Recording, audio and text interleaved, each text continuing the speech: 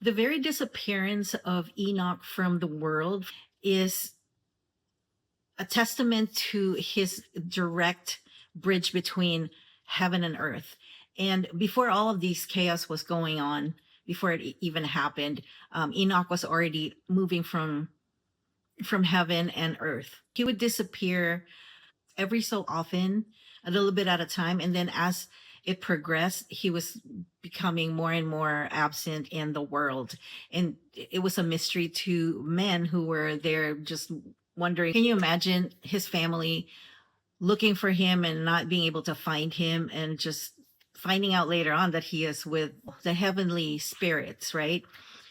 So, but he has a very important role in God's plan, because God was assigning Enoch to be the bridge between men and the heavenly bodies, which is the fallen angels, right?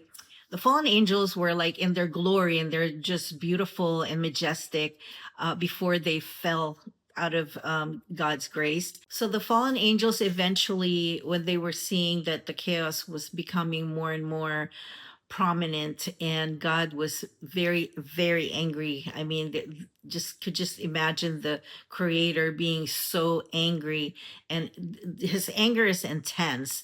And if you think about it, the creator, the most powerful and perfect God, would be so angry, but that's just part of his character and part of his perfection. He will not tolerate something that he created to go against him and not be punished for it.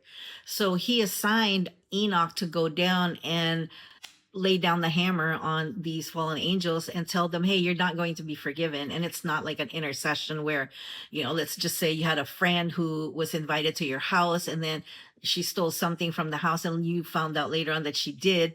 And then you told your mom and dad, that your best friend stole something from your house, and now she's sorry about it, and she wants to give it back and make amends and all that stuff. And your mom and dad said, hey, no, this is not acceptable. We trusted her to be in our house, and she did this to us. She took something that wasn't hers and stole something. Your friend, because he or she is your friend, intercedes for you and advocates for you and says, please, mom and dad, forgive her, because she's really sorry and she's my friend and I love her. That's an intercession, just for those of you who don't know what intercession is, because I had to look it up. But it's not like that. Enoch wasn't interceding for the fallen angels to God, because he already knew that God's judgment against these fallen angels was final. He is not going to be merciful, number one, because they were just created. They don't have the spirit of God within them, but they are heavenly bodies and they are spirits. They're not of flesh.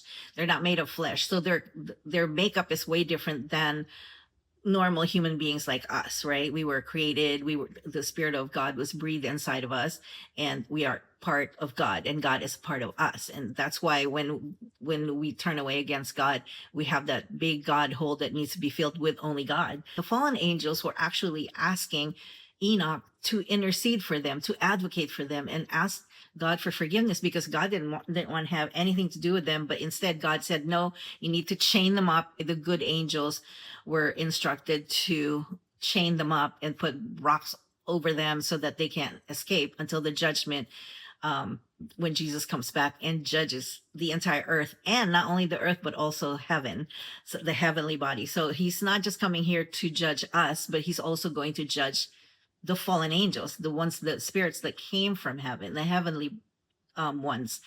So that being said, chapter 12 focuses on the Enoch himself. As you know, it goes back from the chaos, telling the narrative about the chaos and whatever's going on, to back to Enoch himself. So that was chapter 12. Really, really, easy and short.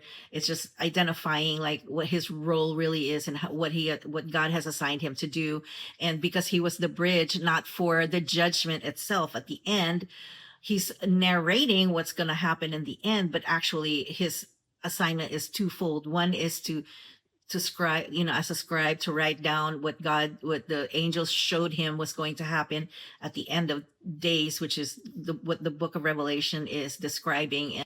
Enoch was the person that who had to write that down from the beginning, because God wants bookends. So the beginning, Enoch was writing about it, and at the end, the Apostle John was going to write it also at the end. So there's a bookends.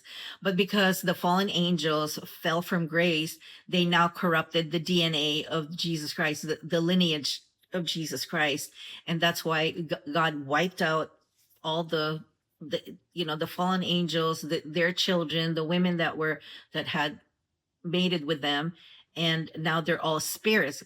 Because the reason why God didn't kill, okay, he can't kill these spirits because they're spirits. Spirits cannot be killed. They can only be punished. They can only be given judgment, and the wrath of God has given them the judgment that they're going to have at the end of days. And they're going to be set there until Jesus comes back, judges the world, judges the fallen angels, and then throw them in the pit of fire for eternity. And that's what the plan of God sin. And this happened because Adam and Eve fell from grace, and then that was God's plan to begin with, to have a lineage. That's why he gave Adam and Eve another son, which is Seth, and chosen Seth to be the perfect and pure lineage that would eventually go to Jesus, who's going to be born in the flesh and deliver us, from hell, from the pit of fire. Chapter 12 is explaining pretty much the role of Enoch, and how he was the bridge that connects heaven and earth. But the judge and the witness and the testimony of Enoch about the fallen angels, it's set. There's no changing it.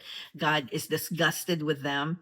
They were sent to earth to watch over the humans, but then they had something else in mind, and they corrupted the entire lineage of Jesus. And just to get in between God's plan between human and God, they could go back into God's graces, and God's just disgusted with them. And God knows, of course, God knows. He's all knowing God, and no one can spin his wheel.